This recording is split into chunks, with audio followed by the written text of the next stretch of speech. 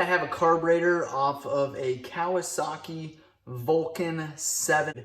This is a key-in carburetor. It should say that on the side there. It should say key-in Japan. Should have a CVK.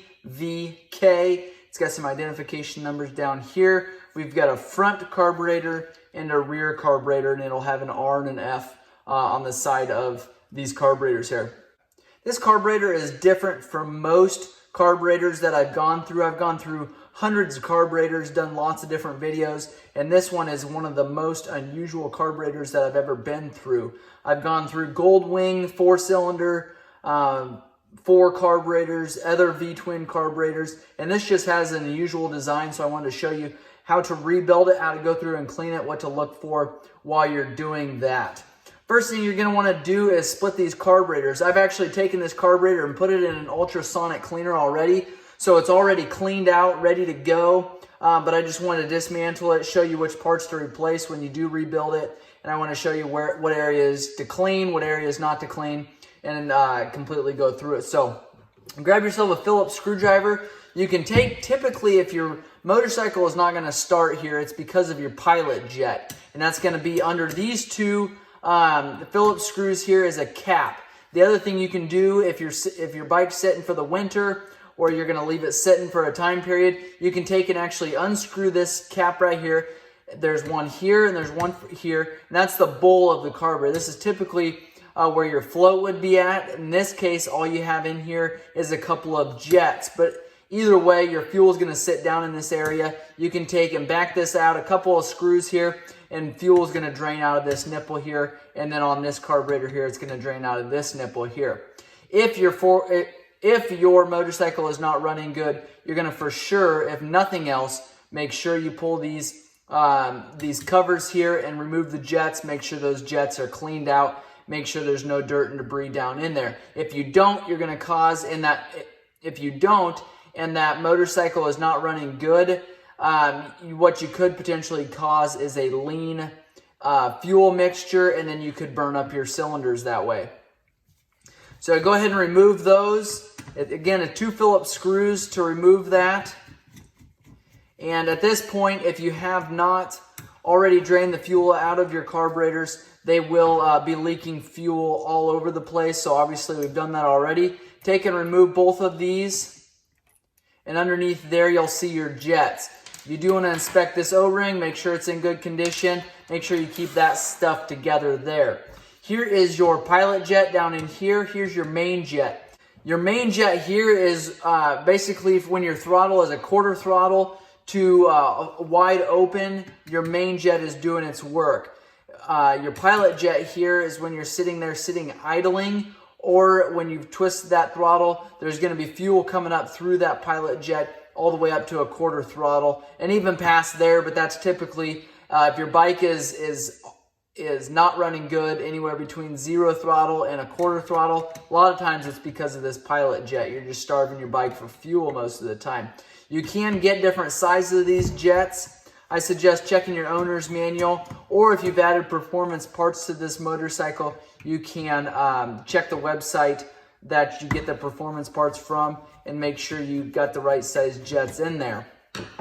We're going to go ahead and remove the main jet at this time. This main jet came out with the main jet holder here, which is just this shaft here. It's got different holes. If it does that, that's okay. You just want to make sure that you can see through this jet completely along with the main jet holder. You also want to make sure that these holes are cleaned out and it's not plugged up at all. To get that main jet off of that holder, a couple different ways you can do that. You can put a wrench on there and then take your flat screwdriver and turn it out, or you can put it in a vise. Typically, they're not very tight because they are a brass jet and you just don't have to tighten them up that much. So there's your main jet here, and it should have a size written on it. This looks like it's going to be a 132. Your main jet holder will not have a size, but again, you want to make sure that all these ports are cleaned out and in good condition. We've got your main jet set aside there. Now we've got your pilot jet down in here. Make sure you completely have that unscrewed, and then it sits. You can take and tip that carburetor upside down, or you can just take and grab that pilot jet just like this. Again, you want to make sure you can see through this. Make sure you blow through it with compressed air, carbon choke cleaner. Make sure that that port is completely cleaned out. It's a very, very small orifice. I've got jet cleaners here. and your main jet here is going to use almost the largest needle to clean this out. Your pilot jet is going to use a smaller needle than what's even on this set here. So I just grabbed actually a fine strand of wire and stuck it through there, but you absolutely need to be able to see through there and blow through there and shoot carbon choke cleaner through there. If this is not cleaned out and you cannot see through there, you don't have the right size orifice in there, your motorcycle is going to be running lean. It's not going to idle well. So setting those aside, we have the exact same thing over here, so I'm not even going to bother taking this apart. It's got a cap just like this. It's got your main jet holder just like that. Your main jet and your pilot jet is all in here just like this side. So I'm going to set that aside. Now we're going to go through the top of the carburetor here. I'm going to go through this one here. Again, they're going to be identical. Take a Phillips screwdriver here. You've got 4 Phillips on the top of this carburetor. And I hold my hand on top of this carburetor. It is spring loaded. You're not going to have pieces go everywhere, but I just like to make sure that I hold that cap on there until I get all these screws completely off of here. Underneath of this cap is a diaphragm. It's a rubber diaphragm that rips very easily if it's not seated in the proper area. You're going to have leak. Again, you're going to cause your bike not to run properly. Pull that cap off of there. Sometimes that slide or that diaphragm here will actually get hot enough to where it'll kind of weld itself to this cap. When you pull this cap off, sometimes that diaphragm and that slide and that needle are all going to come out at the same time. If that happens, just be very careful. Make sure you don't bend or torque that in the wrong direction and rip this diaphragm here. These are expensive. Sometimes you can't get these diaphragms anymore, and causing them to be very, very pricey. You've got a spring in here. You can pull that out. Next, you can take your finger there, stick it through here. Again, being very careful so you don't rip that diaphragm all the way around there. You can take your finger that's in the venturi here and push up on this slide here, and that's going to push this up. What you never want to do is take a screwdriver, stick it down in that groove, and pry up on it just like that. You're going to rip that diaphragm. It's very, very fragile. If you get carbon choke cleaner on here, I suggest you wash it off really well with water. You can set it in a windowsill, let that sun come down on it and kind of dry it out. You do not want carbon choke cleaner or gas or any kind of cleaners on this rubber diaphragm here because it will weaken that and cause some issues. Again, if that happens, make sure you dry it out for plenty of time so that diaphragm isn't weakened. Now you can take your needle, push it up just like that. We've got your holder there. You can set that aside. Then we have your needle here. This needle is not adjustable, but they do make different sizes here. It'll be engraved on the side of your needle there what size it is. Your slide looks like that there, and you want to make sure that that's all in good condition. Make sure that that slides up and down freely because when you work that throttle, that's going to suck air through your venturi. It's going to cause that diaphragm to slide up and that needle and that slide to slide up, allowing more air to flow through there and then allowing more fuel to be sucked up through the bottom of that bowl there. We're going to set that diaphragm and that slide aside there, and we're going to take now and dismantle this carburetor from each other. You're going to have actually 3 main pieces here, and I just wanted to show you how to do that. Your throttle cable is going to come down. It's going to hook into here. You're going to have a pull and a push on these mounts here. When you twist your throttle there, it's actually going to take and pull this joint up here, and then that's going to open up your butterflies. You're going to be able to see here on this carburetor here, when we twist that throttle, it's going to open up that butterfly just like that. It's going to allow more air to flow through there, and when that happens, we got wide open throttle right now. At that point, your slide's going to be open just like that. Your needle's going to be clear up. That's going to allow the most amount of fuel possible to be flowing through your carburetor there and down into your engine. Now, if you have the wrong size needle in there and your slide is completely open just like that, if you have too long of a needle or too short of a needle, you're going to have too much fuel or not enough fuel dumping into that engine. Now, the same thing's true if you've got the wrong size jet in there. If you get the wrong size main jet, it's going to allow too much if your jet is too large, or you're going to not allow not enough if your jet is too small, because that jet is the only thing controlling your fuel when you're wide open just like that. So you want to make sure that you have the correct jet in there so you're not starving that motorcycle for fuel, or you're not running too rich of a mixture, causing buildup in that motor. You've got your choke plunger here. There's one on the other side of that carburetor. When you pull that lever to engage that choke lever, it's actually going to take, and I'm going to do this so you can see it here. It's actually going to take, when you pull that lever there, it's going to take and slide that plunger up just like that. And then it's going to do the same because of this shaft running all the way through here. It's going to do the same on that side there. So you can see when I push that lever on the other carburetor there, it's actually raising the other plunger as well. On this side here, you've got your idle adjust. Turn it in to turn your idle up. Turn it counterclockwise to turn your idle down. And essentially what that's doing is opening your butterfly. You can see here your idle adjuster screw meets your butterfly valve here. And you give it throttle, it's going to open those butterflies. You turn this in, your idle adjust in, it's also going to open those butterflies. So keep that in mind. Here is your adjuster here. If that idle is not adjusted properly on both of those carburetors, you want them to be opening up the same. We're going to start with the rear of the carburetor here. We've got 3 Phillips screws on the side of this area here, and this plate, I'm going to call it. And underneath of this plate is your float and your needle valve. And I'll show you that when I get it off of there. Got 3 Phillips screws. And these are going to be slightly larger than the rest of the Phillips screws on this motorcycle. So you're not going to have a hard time remembering which ones go where over here, because again, they are a little bit larger than the others.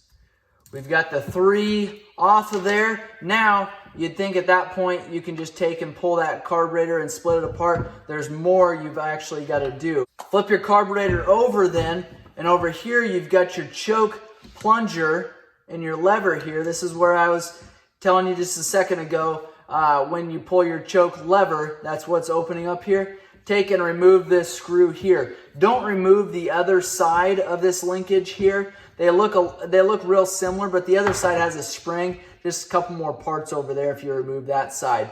So there's your screw there. Make sure you keep those washers together there. Then you can take and actually remove that linkage here as well as the arm there. You can actually just take and leave that arm there attached to the arm. Attached to the linkage there. You just want to make sure that is not going too far. Now, the next thing you're going to want to do is down in here. So on this side, you remove the plunger here, this arm that goes to the plunger, and then there is a keeper down here, a cotter pin that runs in to your linkage for your cables. So you can take and actually remove this pin here. Very, very small. I suggest grabbing a smaller pair of pliers just like this. Take and remove that and set that aside. Make sure you hang on to that unless you have more of them. And then you can and now you've got that carburetor completely separated. Now you want to make sure that in here, you take and make sure all this is cleaned out. So this is where your jets were here. All these should be opened up. There should be no debris sitting in here. You've got a couple different ports clear down in here, like this one here, very, very small orifice that runs all the way down here, down into your jet area here. And then you've got your butterfly here. You want to make sure that moves freely, make sure it snaps back into place. You can take a wrench here and remove this plastic cap. This is your plunger for your choke assembly. Remove that, make sure that spring is working properly and that's in good condition. You can put that back in. All of this can be cleaned out with carbon choke cleaner and blown through with compressed air to make sure it's in good condition. Again, where your slide is and your diaphragm, clean all that out. Make sure that port here is clean and free. Make sure that these orifices here you can blow through with compressed air and carbon choke cleaner. So that's that portion of the carburetors there. We're going to set that aside. Now we have your float here. And it's going to sit like this on the motorcycle. When fuel comes in here, it's going to come down this area here. It's going to come through your needle valve here. And your float here is going to shut that fuel off. When that bowl area is filled up with fuel. It's going to raise this float, and it's going to shut the fuel coming in off at the needle valve here. And so if this needle is bad, or if this float is not set properly, or if there's grooves in this needle valve here, it's not going to shut that fuel off all the way. Fuel is going to continue to drain into that carburetor. It's going to fill this housing up with fuel, fill this housing where the jets are up with fuel, and it's going to dump out the overflow. So you want to make sure that this needle is in good condition. If you got a motorcycle that's constantly dripping fuel on your floor there, you put it on a side stand, it continues to drip fuel, it's because these needle valves are not adjusted properly, or because they are too worn, or because they are damaged. Now, what you can do to inspect this needle valve here, take a pick or a small screwdriver, lift up on that pin. It shouldn't take a whole lot of pressure there. There's the pin there. Now you can take and remove your needle valve there and remove your float there. Again, these are adjustable. You've got a little aluminum tab here that can be adjusted up or down. You want to make sure that if you're doing that, you want to make sure that that needle valve is in good condition, and then make sure you check your float height according to your manual. So again, you're not starving that motorcycle for fuel. You can remove this needle valve off of this float here by just taking it all the way to the end there. It's a tight fit, and remove it just like that. Now, it doesn't matter which direction this goes on there. That clip is right in the center. You do want to make sure that when you go back together, that that clip is, or that needle is all the way on to that metal groove there. Now, to pull the other side of the carburetor here, what you do is remove these 3 Phillips screws. You're going to have the exact same thing underneath of there. It's going to be your float here, it's going to be your needle valve, and it's going to be your pin. You're going to have an O-ring here. Make sure you inspect that. Make sure it's in good condition. On this side, you want to make sure that if you're seeing the R here, you want to make sure that you remove this cotter pin that's right here on this arm. So it's straight up.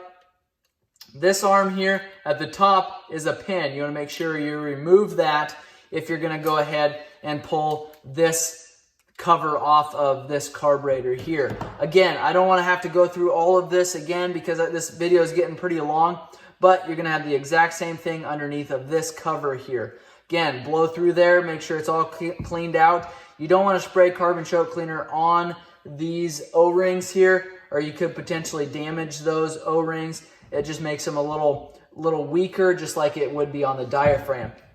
Okay, going back together then, take your needle valve there and your float, slide it into place, being careful you don't damage the tip of that needle valve. Those are rubber, they get grooved, they get worn. You do have to replace those from time to time. Okay, now what we're going to do is take your other half of your carburetor there. As long as that O-ring is seated properly, you can just take and set that into place. Now, there's only going to be one direction that this carburetor is going to go because of the way that these are spaced out. So make sure you look before you take and try to push that on in the wrong direction. Slide that into place there. Now, what I like to do when I'm sliding it into place, leave it in this position here. Take your arm that's underneath here. You can see me moving it there. When you set this down on top of there, slide that arm into place there so you're not having to try to fight that later. Now you've got that set into place. As long as everything is seated properly, that arm isn't going to pop out of that groove there. You can take then and put a couple of these screws in there. And I do that at this point just so I can hold that O-ring into place. If I'm moving this carburetor around, back and forth, flipping it upside down, you have a potential, if this cover isn't on there tight, you have a potential for that O-ring to move out of place. You're going to get this carburetor completely back on your motorcycle here. If that O-ring is not in the correct position, it will start leaking fuel immediately when you turn that fuel on. So you want to make sure that those O-rings are in good condition.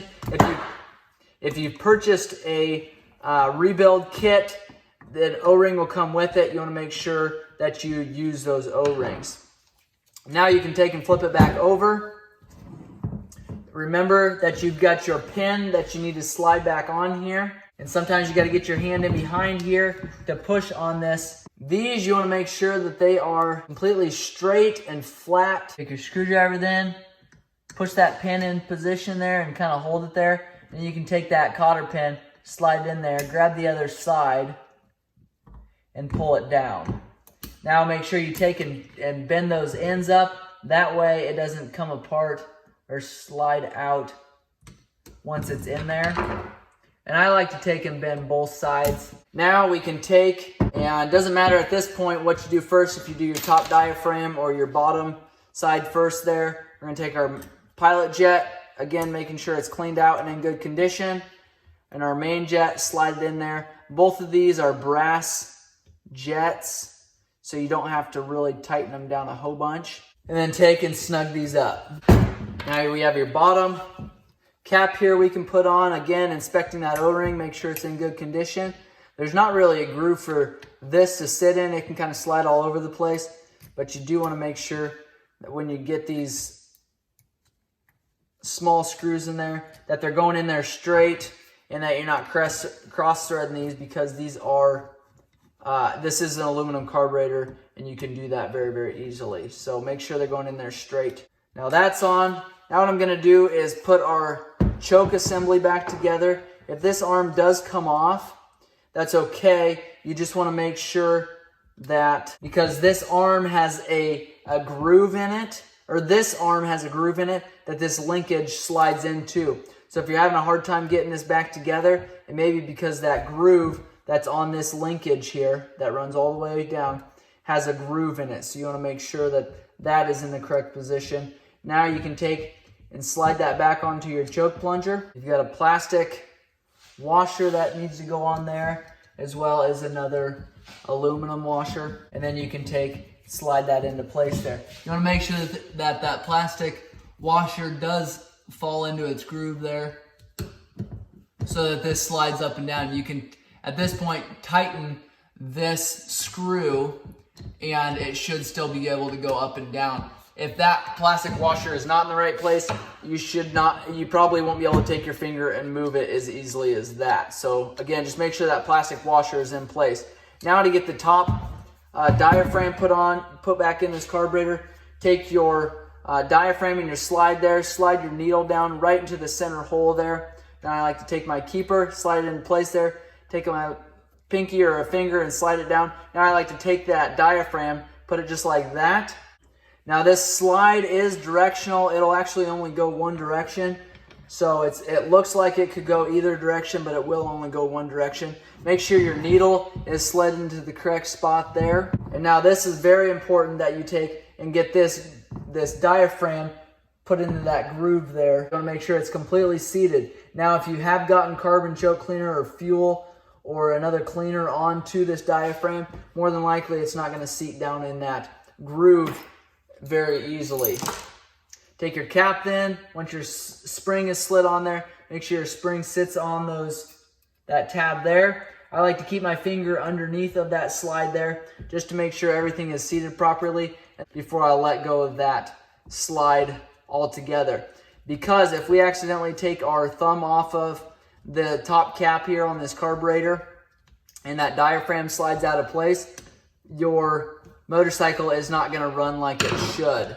So it's important that that diaphragm sits into place there. All right, once you get at least 3 of them tightened up, you can take your finger off of that slide there and make sure that all 4 of those screws are snugged up. Now what you can do to kind of test your diaphragm out, take compressed air, very lightly blow it into this orifice here. Your slide should raise up just like that and should come down just like that. That means that diaphragm area is seated properly and in good working condition. Same on this side here. It should go up and down freely with no issues. Here is the carburetors that I just cleaned here. And these are the ones that I set in that ultrasonic cleaner for far too long. I've got them cleaned and ready to go. They are in a very, very good condition, but there was no reason for me to leave those in there for 3 or 4 days. To be quite honest, I completely forgot they were in there until about 3 days later. And I was just really hoping that they weren't all going to be destroyed.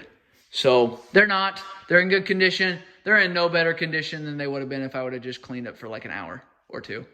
So keep that in mind. Now we've got a brute force we're going to be taking apart. We've got a Vulcan motor over here that is gonna get torn down. I'm gonna do some videos on that machine there.